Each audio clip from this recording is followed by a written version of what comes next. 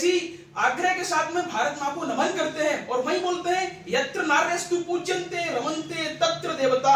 जहां नारी की पूजा होती है वहां देवता निवास करते हैं। ऐसी संस्कृति भारत में जन्मी और ऐसी संस्कृति का पालन करने वाला वहां जहां नारी का सम्मान, यहाँ की गौरवशाली परंपरा, नारी का सम्मान, यहाँ की गौरवशाली परंपरा, मातृशक्ति के संस्कारों से पोषित है यह पुण्य धरा। त्याग प्रेम के आदर्शों ने भारत भाग्य संवारा, मातृशक्ति से एकात्म हुआ है सारा राष्ट्र हमारा।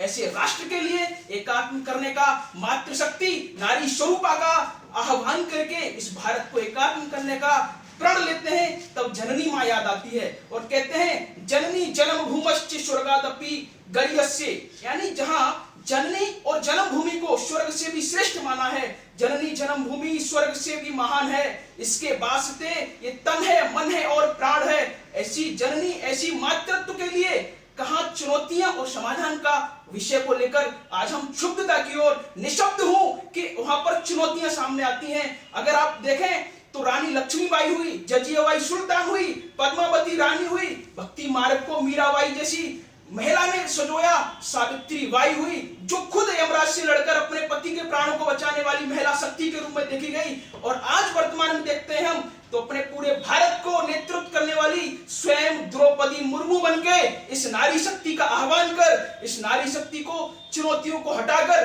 खुद को आगे बढ़ाने का काम करती है। भारत में तमाम चुनौतियों को देखा गया, सती प्रथा हो, जौहर प्रथा हो, दहेज प्रथा हो, पर्दा प्रथा हो, कन्या भ्रूण हत्या, घरेलू हिंसा जैसी प्रथाओं को, ऐसी चुनौतियों को देखकर तब मैं क्षुब्ध और निसंकोच रूप से कहना चाहूंगा, इन चुनौतियों के कारण कहीं ना कहीं नारी को अलग स्थिति में देखा गया। इन सबको हटाने के लिए समाधान के रूप में कई कदम उठाए गए।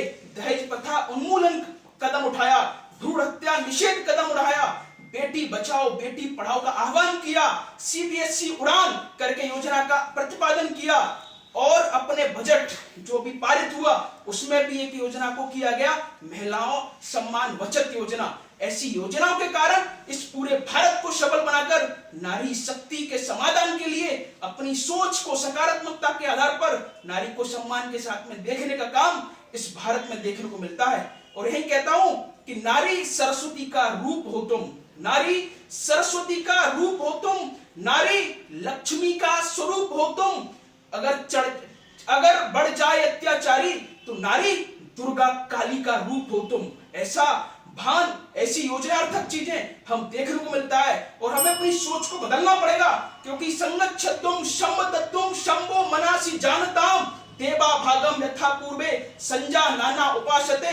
लिंग भेद को हटाकर महिला और पुरुष को साथ लेकर चलने की आवश्यकता है, तब ये भारत राष्ट्र पुरुष और राष्ट्र शक्ति के ऊपर आगे बढ़ने का काम करेगा। तब जाकर भारत मां के लिए ये नारी शक्ति खुद में विराजित होगी। और इसी के साथ में मैं कहूंगा कि भारत स्वयं में नारीत्व के ऊपर भारत वात्सल्यता का प्रतीक है। इस वात्सल्यता के प्रतीक में मैं अपनी वाणी को ही विराम देना चाहूंगा। भारत माता की जय।